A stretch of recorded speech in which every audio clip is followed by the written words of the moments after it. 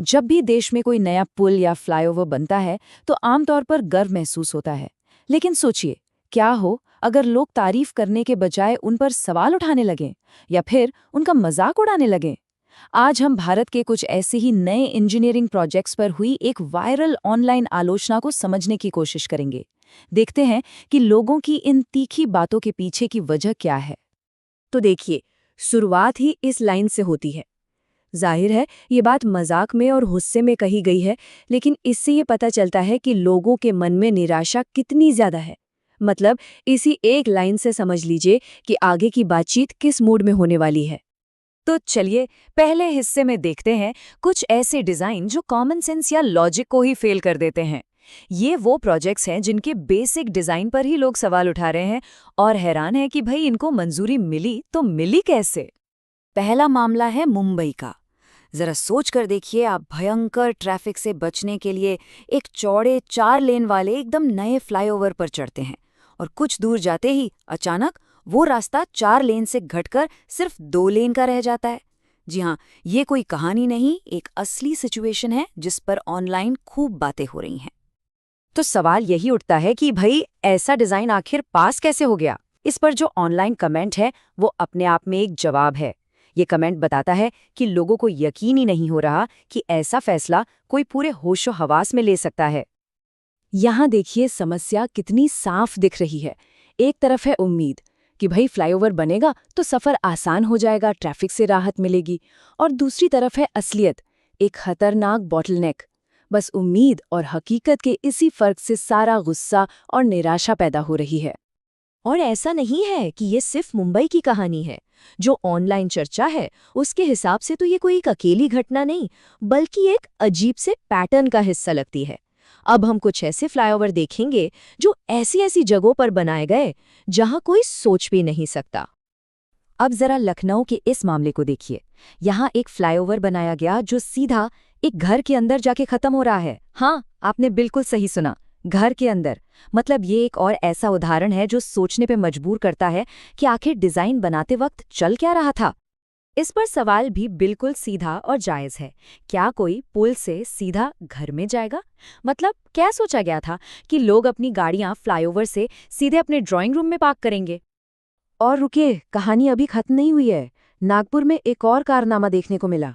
यहाँ एक फ्लाईओवर किसी की बालकनी के बीच से गुजर रहा है। सोचिए जरा, किसी की प्राइवेट बालकनी के बीच से। ये तो मतलब पब्लिक इंफ्रास्ट्रक्चर और प्राइवेट स्पेस के बीच का फर्क ही मिटा दिया गया। अब देखिए, जब ऐसे ऐसे केस सामने आएंगे तो जाहिर है कि लोगों को इंजीनियरों की डिग्री पर शक होगा ही। और ये जो कमेंट है ना, ये उसी गुस्से और अविश्वास को दिखाता है जिसमें सीधा सीधा डिजाइन करने वालों की पढ़ाई पर ही तंज कसा जा रहा है। एक और जरूरी बात, ये जो सारी आलोचना हो रही है वो सिर्फ फ्लाईओवर तक ही नहीं रुकी है। सोर्स के मुताबिक ये समस्या दूसरे पब्लिक इंफ्रास्ट्रक्चर प्रोजेक्ट्स में भी दिखाई दे रही है। जैसे कि एक जगह मेट्रो लाइन इतनी नीचे बना दी गई कि उसके नीचे से गुजरने वाले ट्रक उसमें फंसने लगे। अब ये तो एक ऐसी बेसिक डिजाइन की गलती है जिसका नतीजा फौरन दिखता है और खतरनाक भी है। ये टेबल देखिए जरा, मुंबई, भोपाल, लखनऊ, नागपुर। ये लिस्ट देखकर यही एहसास होता है कि ये अलग अलग शहरों की कोई एक दो गलतियां नहीं हैं, बल्कि ये तो एक देशव्यापी पैटर्न जैसा नजर आ रहा है। तो अब आते हैं इन सब गलतियों के नतीजों पर।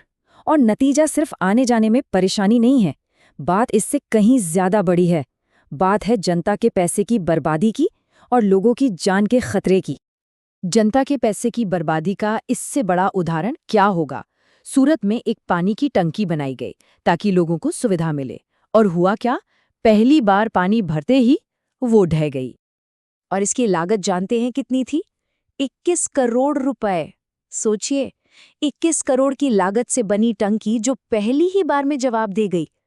ये नंबर अपने आप में बताता है कि दांव पर कितना कुछ लगा होता है। ये कमेंट भले ही सुनने में थोड़ा डार्क और व्यंग्यात्मक लगे, लेकिन ये बहुत पावरफुल है। इसका मतलब साफ है कि ये प्रोजेक्ट सिर्फ असुविधाजनक या महंगे नहीं हैं, ये जानलेवा भी हो सकते हैं।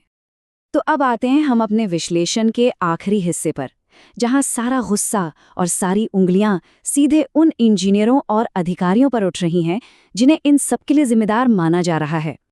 इस ऑनलाइन क्रिटिक में इन प्रोजेक्ट्स के लिए एक खास शब्द इस्तेमाल किया गया है, मुजस्सिमा, जिसका मतलब होता है मूर्ति या स्टैच्यू। कहने का मतलब है कि ये प्रोजेक्ट्स काम की चीजें कम और नाकामी की यादगार मूर्तियां ज्यादा हैं, जो बस खड़ी हैं, देखने में अजीब और किसी काम की नहीं। तो कुल मिलाकर जो बड़े आरोप हैं वो इन 4 पॉइंट्स में साफ हो जाते हैं। पहला, डिजाइन ही गलत। दूसरा, टैक्स देने वालों के पैसे की बर्बादी। तीसरा, लोगों के लिए खतरा पैदा करना। और चौथा और सबसे अहम, इन सब के लिए किसी की कोई जवाबदेही, कोई अकाउंटेबिलिटी न होना। और अंत में ये दमदार लाइन, भारत को टेम्पल रन बनाना बंद करो। टेम्पल रन एक मशहूर वीडियो गेम है जिसमें हर कदम और हर मोड़ पर जान का खतरा होता है। तो ये तुलना ही अपने आप में बता देती है कि देश की सड़कों पर चलना कितना खतरनाक माना जा रहा है। तो बस इसी एक सवाल के साथ आज की बात को यहीं खत्म करते हैं कि जब मजाक और व्यंग ही हकीकत बताने लगे, तो फिर इस कहानी की जो पंच लाइन है उसकी जिम्मेदारी आखिर किसकी है, ये सोचने वाली बात है। हमारे साथ जुड़ने के लिए बहुत बहुत शुक्रिया।